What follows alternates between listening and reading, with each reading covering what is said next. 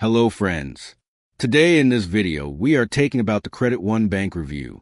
If we're taking about the customer feedback rating, Credit One Bank has received a poor trust score of 2.2 out of 5 stars based on 18 reviews.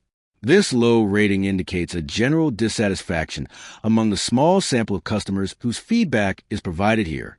The vast majority of these ratings contribute to the poor score, suggesting consistent issues in the customer experience with the bank's services and practices.